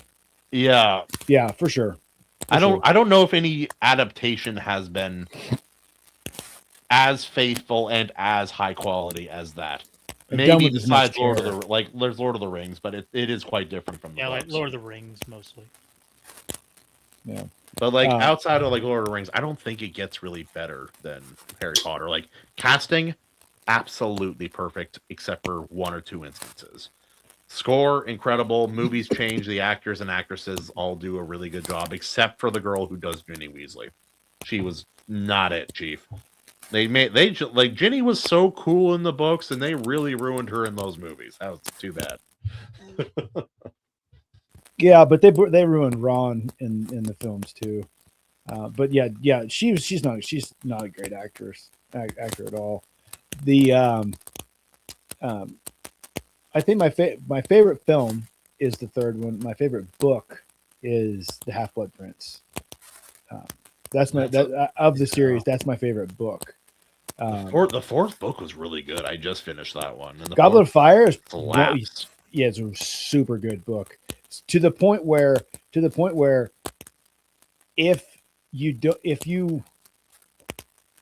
feel like if you love the films and then you read that fourth book, you'll be bummed out that you like the film because there's so much from the book that's just not in the film.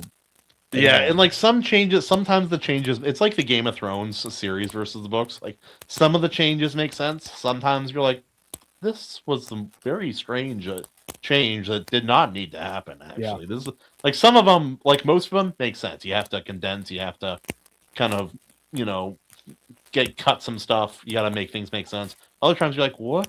You hell have were you doing? You have to water down what's already there in order to make it fit into a movie. Yeah. Oh, hey, look, they didn't race swap the Indian character. Weird. Hmm. It's like, oh yeah, she still is very Indian. Cool. I'm glad. What was it? Pansy Patil isn't like some redheaded Irish girl. That'd be a shame. And man, I don't know enough of these actors, and like for me, it's like, why are we remaking something that? Like, if you're gonna remake something that has a bad, that wasn't good. Remake something bad and make it into something good. Why are we remaking Harry Potter? Like, heck, when did the last movie came out in like 2011? So what? We're looking at something that's like 15 years old now. Does it really need to be redone? Was it that? I agree with what Brian. Kahuna, but money. But money, yes. Man, I don't know. No, like if they're gonna do, oh yeah, that's something too. What's her face? The author, she is going at like she's been having huge conflicts with the thing. This whole project could be shut down. I would not complain if it was. I would be very pleased if this never saw the light of day. I would not mind a series done, especially if you're going to do an extended series where all of that great stuff from the books that couldn't make it in the films is going to be in there because you have more time and space to do it, I'm in. I'd be totally in. And then you cast Black Snape, and I'm out. Like of every character you could snake or you could swap, you did that one for political to make a political statement. Well, Billy Judd made a good point. You got Adam Driver. What are you doing? Yeah, you got so many other. Snape. He's a good actor. He would have been a better choice. Yeah. He would have been great. Yep. Especially like with the character that is described so many times, whose physical appearance, his physical appearance is actually a part of his character and how he is perceived by the other characters in the film. Like, and that's the decision you make for political reasons because you want a virtue signal. I'm done. I'm out.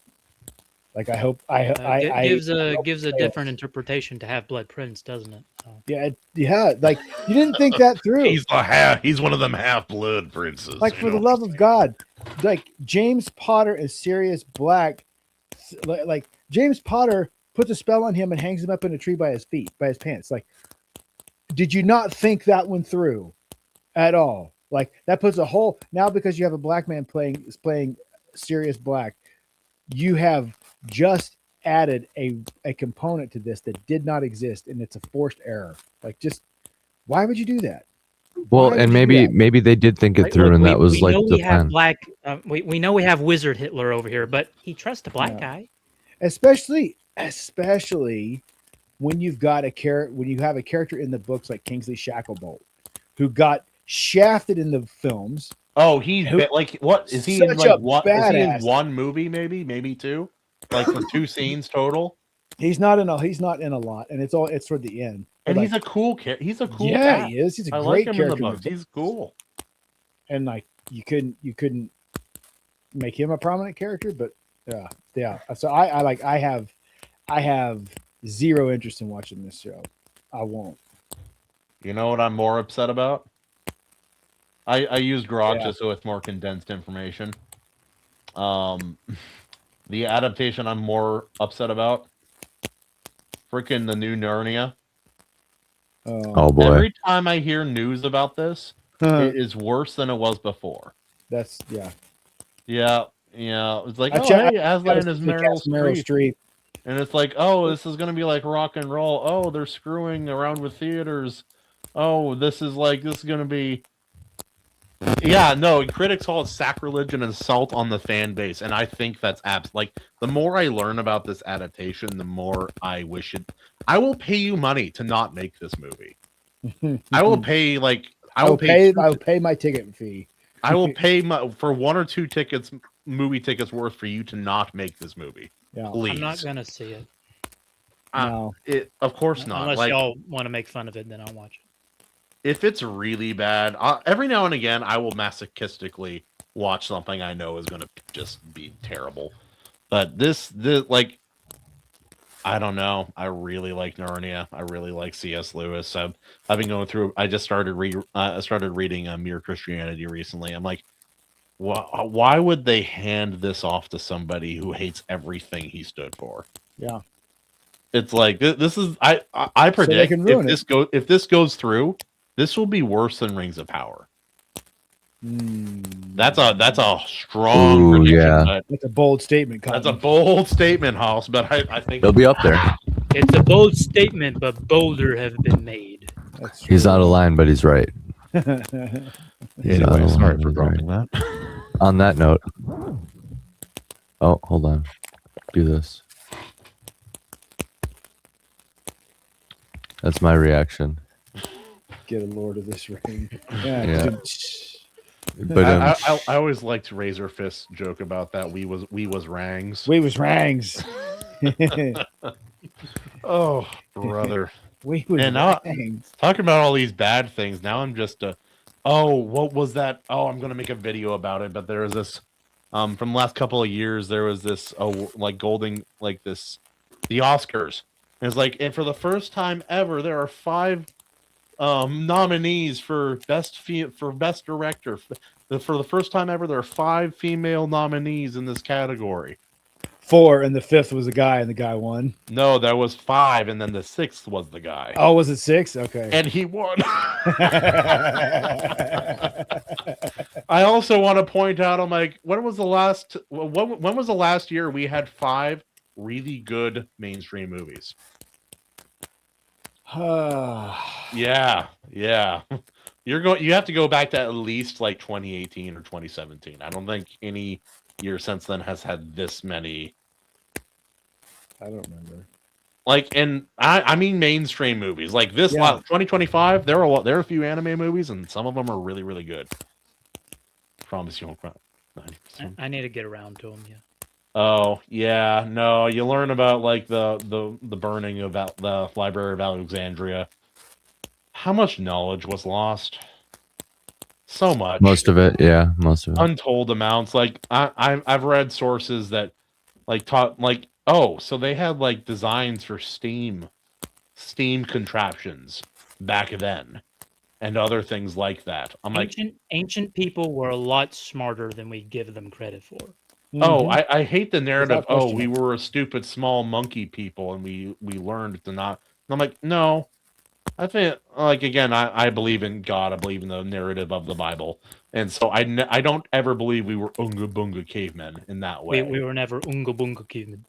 Yeah. Maybe we were not smart, and maybe not that literate. Like we've varied in intelligence, sure, but I have another one. It's like, oh, we were so little for all of human history. I'm like, I don't think so.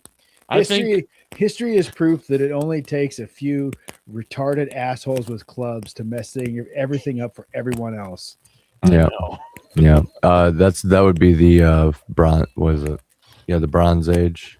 Yeah, the collapse of the Bronze Age. Yeah, the Sea Peoples. Shout outs to the Sea Peoples.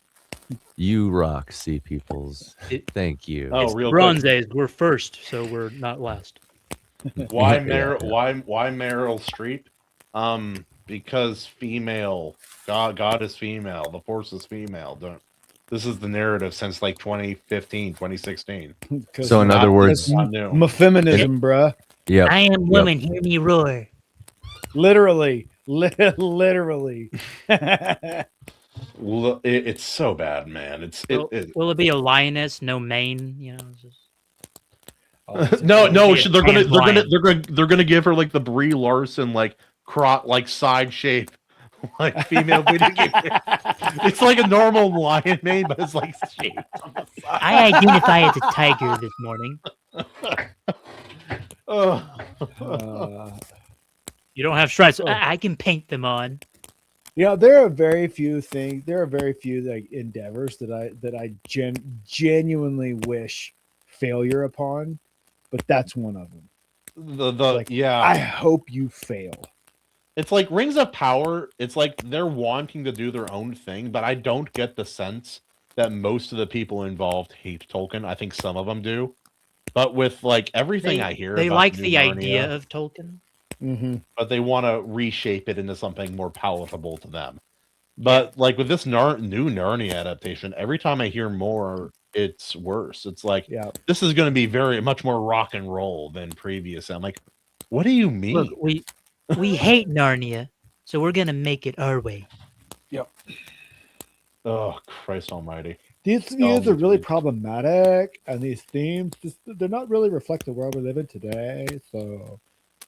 Oh, yeah. So, like, what was it? It was a readout. Look, my 2025 movie viewing experience was K-pop Demon Hunters, and I only saw Sinners this past weekend, Sunday night. I didn't see Sinners. Was it any good? Did anyone here see it? I didn't see it. I didn't watch it. I heard it's good. I haven't seen it. I'd have to watch it. There's a bunch of good anime movies that came out this last year, there was one, Rental Family with Brendan Fraser, where he works for a rental family agency in Japan. That was a genuinely interesting, good movie. A couple of things that I didn't like, but they're small things mostly in the very beginning. But overall, I'm like, this is a really interesting movie. Like, this is not the kind of movie you see that often. It's like one of those weird dramas, but you don't hate it because it's not retarded. Like it's like Matt Damon likes to pick roles like that. It's like, oh, we're gonna do this weird drama that's only dramatic because these people are retarded. It's like that, except this movie was actually good, and Brendan Fraser killed it in this movie. I'm like, this is like, I've had conversations with like my relatives, older relatives, like this, and like some of the things that are going on here, and I don't know. I highly recommend it. It's a decent film. Cool. One weird thing in the beginning, but Brendan Fraser often kills it. I actually highly recommend The Whale. I can't wait till we have I'd like to do that on here. As long as there's no humans hunting it for their brain fluid. Well, humans hunting a whale. The new Moby Dick just has Brendan Fraser, the whale. Yeah. The great white whale. Yes. What's funny is like watching the Na'vi Marine Squad. I'm like, I've known a lot of military guys, and there's even this caricature version of them. I've known guys exactly like these guys. Yeah, it's pretty on point. It's like I've had a bunch of customers. I've never had a Marine work for me, like infantry Marine. Never had that. But I've had a couple customers, and I know instantly without them telling me. I'm like, you were a Marine, okay? I just know, like all the empty crayon boxes. Like you could just there are subtle signs. Really give it away. Oh. Any of you guys been checking out the new Fallout? I meant to, but I have not. How is season 2 going so far? It's going good. It's going good. It's actually pretty solid. There's a few parts like I saw some criticism with episode 1, for example, where the soundtrack that they chose over the part didn't quite match up, other than the fact that it was like a Western song, maybe. But yeah, like aside from that, they the strings that they pulled on seem to have worked out. From what I can tell, I'd have to go through it with a fine-tooth comb. I'm just kind of on my first watch as they come out. But yeah, they're really leaning into like the nostalgia of the games, and they're doing it well. And Macaulay Culkin, ironically, well, I guess not ironically. Is that real? I saw that. That's image, real. and I thought it was fake. That's real, and they made him. Hold on, here. Let me find it here. They made him. Wow. They made him the hardest enemy in all of the Fallout games. Kevin. That makes me not Kevin. Kevin, that's a good one too. No, Kevin. They made him the second in command for Caesar's Legion, and it's like the last boss of. Keep the change, you filthy animal. Yeah. There will be a reference in there somewhere. There has to be.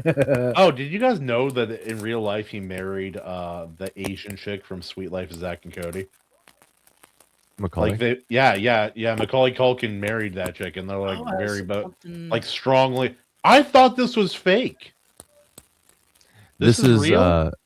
The initial screenshot is real, and then somebody used AI to have him do the same thumbs up as the Fallout. Because it's no wonder I thought it was fake. It is like this is fake, but like it's him being it's in fake the movie and is real. Fake. It's both. Yeah, it's both. He's definitely this character, and this is the is last that boss. Armor lore accurate? Yeah, it is. What is happening? I don't know enough about Fallout. Yeah, dude, it's I know nothing. Accurate. Absolutely. So the he's second in command for Caesar's Legion, but they all mispronounce it. Brenda Song. Thank you. Couldn't remember. They all mispronounce it because there's Rome in here too. Well, they all mispronounce Caesar because they've just read about the like Roman stuff in old books that have somehow like whatever has survived the apocalypse or whatever. How do they pronounce it? Caesar? They call it Caesar. Caesar's Legion. Caesar's Legion. No, that's really. Hey, read I out want a Caesar salad. We need you to watch the new Fallout show so you can tell us how lore accurate and historically accurate the Roman references are. I really like those spikes on the pauldrons. Those are that's historical for sure. Yeah, look at those bad boys. That's how they did it. That's definitely Fire Nation. Yeah. Well, that's the thing. They're a bunch of idiots, Kahuna. Not the faction is, and they even hang a lantern on that. They have the protagonist go up, and they're like, she's like, I think it's actually Caesar, because she has access to all the databases in the vault, and like, kind of got some pre-war history knowledge, you know. So she's like, I see what you're going here with the whole Roman thing, but that's not how they did it. They A for actually have a effort. little Swing and a miss, fellas. They have a scene like that. Yeah. Also, Brian Even coming in the in, it's apocalypse, not guys lore are still accurate to the thinking new about Vegas ancient game. Rome. You know, like the Fallout games, I like the lore. I like some of the story in the games. It's, how do I explain this? It's like, how do I explain? I don't like the games. I don't like the gameplay. I don't like playing it. I like the story. I like all the things that went into it. It's interesting, but for actually playing it, for me, it's like Mass Effect. I don't like playing the Mass Game Effect mechanics. Yeah, the game mechanics, the way it doesn't. No, I hate it. Doesn't flow. I'm there with you. I hate the game mechanics of Mass Effect. And then it's like, if you have really good game mechanics, you almost don't need a story. Look at Helldivers 2. That's basically just a combat loop, but it's so satisfying to play that I like. If I had more time, I could play that for 1 or 2 hours a night and be very, very happy with that. However, I do have to lead with the caveat there, or just recover with the caveat there. I am not a gamer, so my opinions on games. You're more of a gamer than I am. Should not be respected for anything. Oh, there's this video I saw recently. It's this girl known in the 2A kind of space online. She's like, gonna if you don't own a gun, you shouldn't talk about it. Like talk about like 2A laws. Yeah. Anyway, that's what they do with abortion. I'm like, oh shoot. Well, you don't have a dick, so you can't talk bad about mine. It's like, you don't have a gun, you can't talk about it. Oh, so here's the character that they made Macaulay Culkin in the game. You never see his face because he has this mask. You can get that mask after you beat him. He's the hardest enemy in the game. You need like 100 speech to talk him to not fight him. And as you can see here, it actually is pretty lore accurate. I'll pull the other one up immediately after so you guys can see. But I got it on my other monitor here.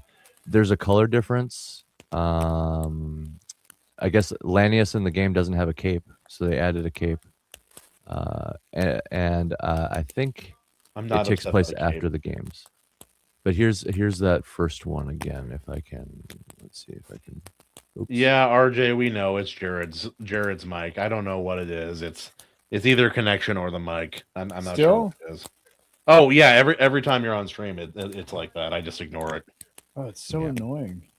Yeah, I wonder if it's the mic or if it's the connection. It's probably the cable. I'm gonna upgrade my cables. Yeah, I'm gonna have to do that with mine too. Sorry, guys. No, you're fine. Yeah, well, I'll buy you a cable if it's a big deal. I must depart to sleep before work. All right, Readout. I know you're one of those filthy East Coasters, but God bless you, my friend. Also, you and I should team up. You do the research for the history, and then I'll like be Nick from the Fat Electrician, and I'll scream about it as the Kahuna centric kind of minded guy. Together, we'd be unstoppable. Anyway. Peace out, hombre. Get some sleep. See you, man. Oh yeah. So, AC. Well, actually, what were you gonna say? I was gonna say you and your wife got out of Dodge and moved at a pretty optimal time. Yeah, right? like a bat out of hell, for sure. Yeah. That would be like leaving Sodom and Gomorrah on a really fast horse without knowing it was going to happen, and looking behind you, like, what the frick? All right. Oh, the crazy thing is, I opened up the Bible to a random page, and it happened to be talking about the exact same thing. It was the story of a guy. I can't remember what the passage. I didn't memorize it, but it was a guy who was basically told to do a bunch of odd things on his way out of the city in self-exile, like very obviously in front of everybody, like specifically to get their attention, because the whole thing was about to be like basically wiped out by God, you know. Sounds like Sodom and Gomorrah. Yeah, might have been Lot. That would be Lot. with the angels and his daughters and fleeing the city, and his wife turned into salt. It's a good time. I could see that. I could see that. It was one of those stories. Yeah, she was a Kahuna, bit salty about it.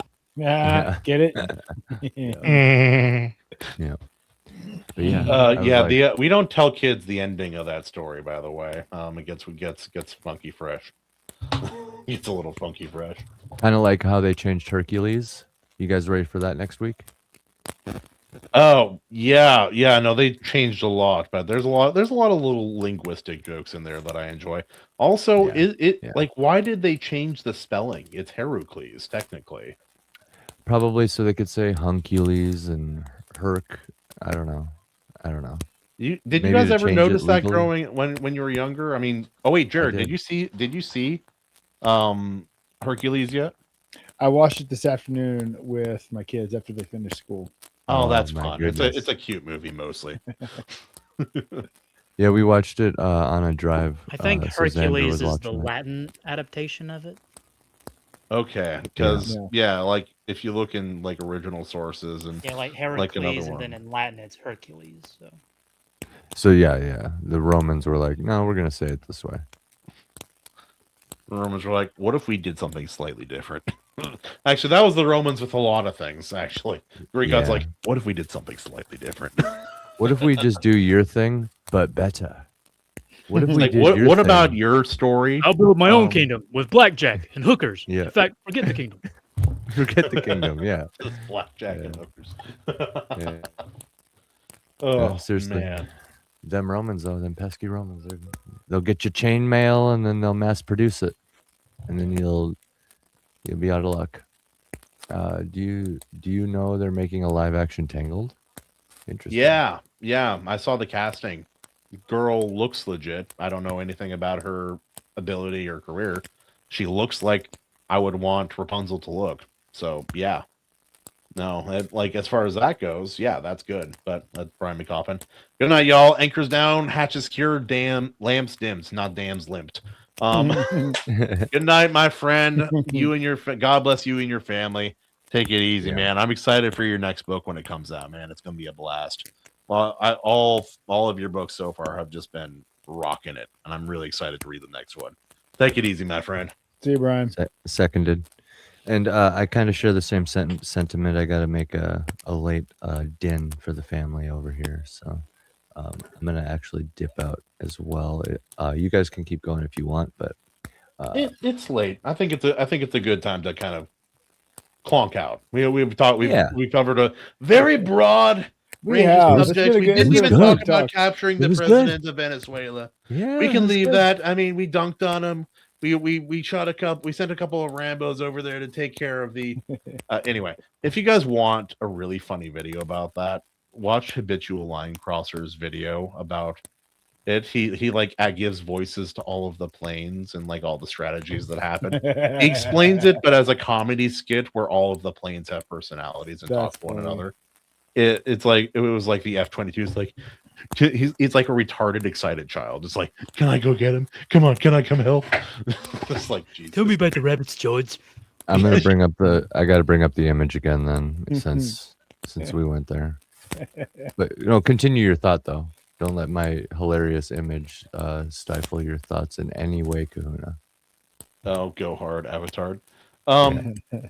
Yeah. It's like everything around that. I think it's like Razorfist had a video years ago, like when Trump did a tactical strike on Syria, and he's like he was really critical of it. I didn't know what to feel at the time because I didn't know enough about it, but seeing how that didn't turn into a war and how we've essentially freed the Venezuelan people from a horrible dictator who's been working with America's enemies for like 25 years.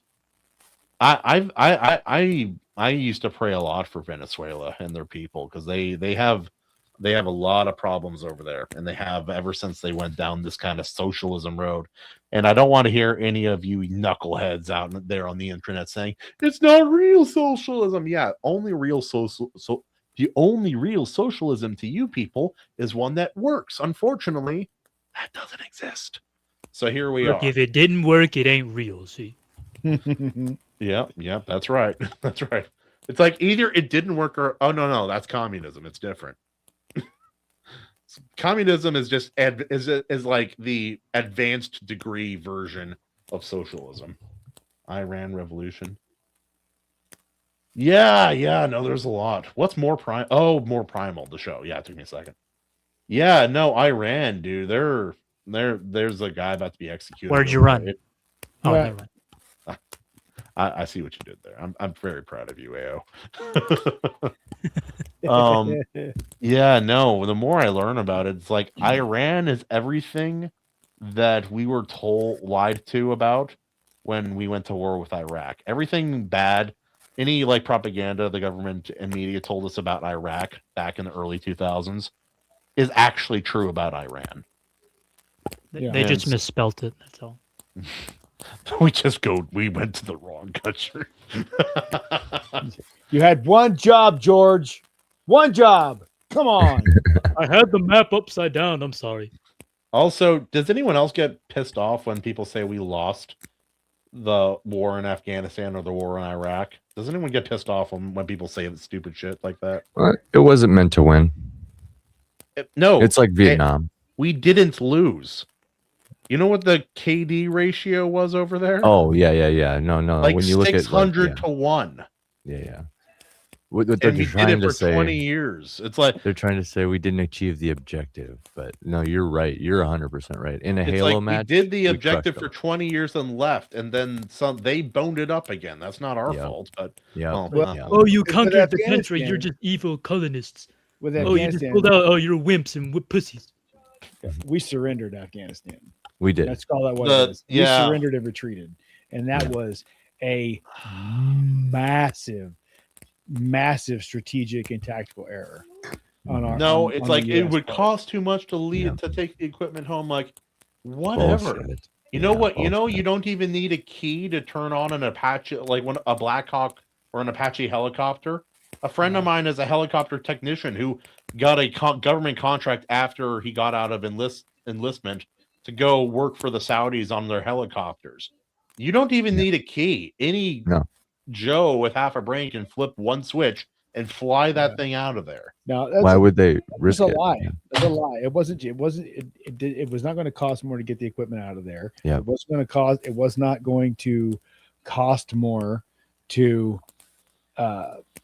push to delay that or do that slower to be out of there in an orderly fashion. But everybody that I've talked to that has been there, that I have a few friends that were over there in two different roles. Both are like all three of them were over there first with Army Special Forces, and then later on over there with the CIA. And they said everybody knows it will be in less than 9 weeks after the U.S. is out before the Taliban has full control of the country. Yeah, regardless of when. Yep. Like you couldn't have thrown like a couple grenades behind you on the way out. Like, and we know now that the fraud was in full swing at the time. Yeah. So it's too expensive, Jarrod? Like, okay, whatever you say, guys. All right. But yeah, I got to get some food going, guys. So all right, man. Sorry, the conversation's getting fun. It's like you got to get up. I know. I could just go all night. We'll pack it up here soon, but yeah. I'll let you take us out. Or wait, or do you want to keep going? We can talk for a few more minutes, maybe. Yeah. Okay. I'm going to head out then. And see you guys. All right. Peace out, hombre. See you, babe. Anyway, we're going to talk about Minnesota. No. Holy smokes. But yeah, I got to dip in a couple minutes, though. Okay, yeah. But yeah, no. So all of that talk of like, they've been saying Trump will start World War III since 2016. And every time he's gotten involved in foreign policy, I don't know if we've had a better foreign policy president in my lifetime. I'm not that old, but I still don't think we have. It's like 94, so not very long. But still, I don't believe we've had a better president in regards to foreign policy. Like, Obama was limp dick out the wazoo. The Clintons were war hawks.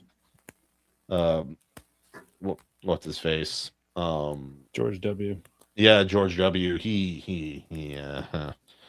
Well, I've heard a lot of bad opinion. Like people who know a lot of things really hate George Bush, and I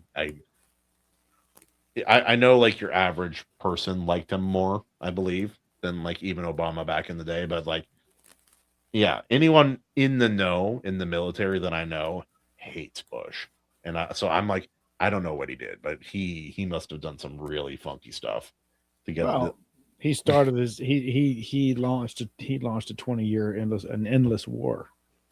Essentially, like Iraq is still a mess. It is still a mess 20 years later, 24 years later, still a mess. And I don't like the loss of freedom that the Patriot Act enacted. Yep. It started a ball rolling down a hill that has just kept rolling and getting worse ever since. Yeah. It's like 9/11 and then COVID. Those are the two really big ones that have happened since I've been born. And they have so greatly impacted everything. Like there are things that happened from COVID that have never come back. Nope. Millions of businesses, entire forms and ways of being no longer the way that they were. And that's insane. Yep. Yeah, it's killed industry.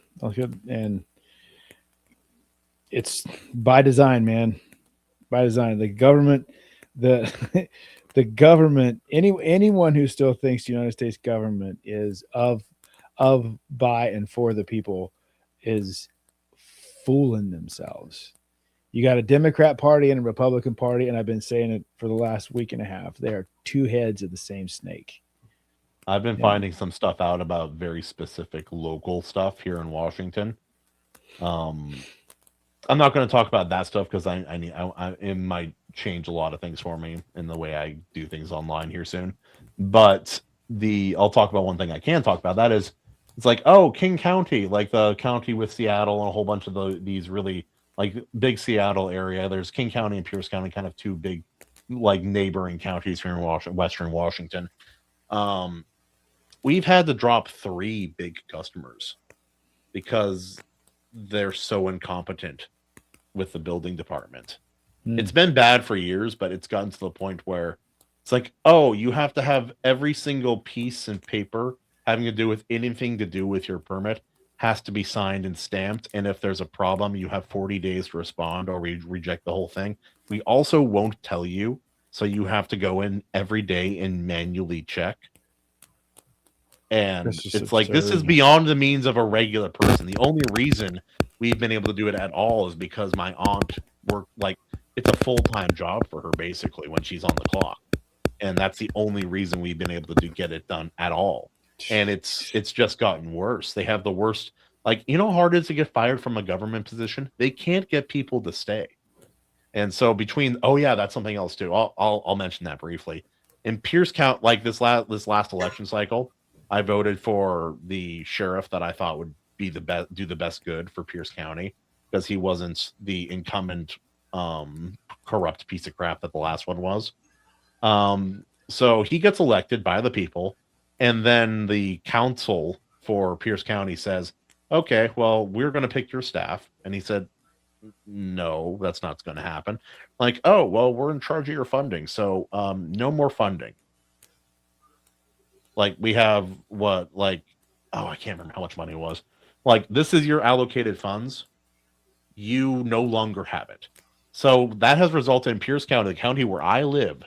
It is per capita the least policed county in the entire U.S. Wow. Yeah. It's like just traffic enforcement. We should have between 14 and 21. We have 2. I don't like traffic enforcement because I had some problems, but that's a huge problem. And like this is like Western Washington politically it needs to be torn down. To like anything bad in other parts of the U.S. is really, really bad in Western Washington, like worse in almost every category. It needs to be taken down to bedrock. It is horrible. But anyway, on that happy note, anything else you guys want to talk about before we check out of here? I got to dip. I got to dip out, but I will see you guys. Hey, Animation, thank you for coming, man. It's great. It's great having you. Good hangout, man. We got to do it again. I had fun. Thanks for having me. Yeah, All right, I'll just take us out.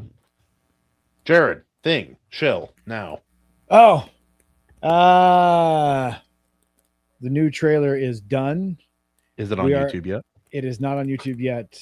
Probably going to be next week. We are doing a private watch party for some people this weekend. If all goes well with Mr. Riley, that's what we're doing this weekend. And then after that, we will go live with it. We'll make a big to-do of it. And I am pretty excited. It's good. It's going to be fun. It came out really, really good. No, it looks so good already. Can't wait. All right. Ayo, what about you, man? You got anything you want to show, yours or somebody else's? Not much of anything right now. I'm working on some stuff. You have your YouTube channel, man. You don't upload that often. I got my YouTube channel. I'm on Twitter, kind of. All right, so guys, he's kind of on Twitter and kind of on YouTube. This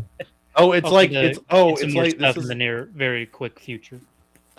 This is like when Joe was still on the show back in the day. It's like time for shilling, and then he'd go from his animated self, like when we're talking about a subject, to like, well, guys, I guess I'm like, brother, you can't you forgot how to talk. Anyway, I am trying to upload on my channel at least one short every single day. I'm doing my best to make them entertaining, informative, or wholesome in some way. So yeah, absolutely go check out The Ultimate Kahuna.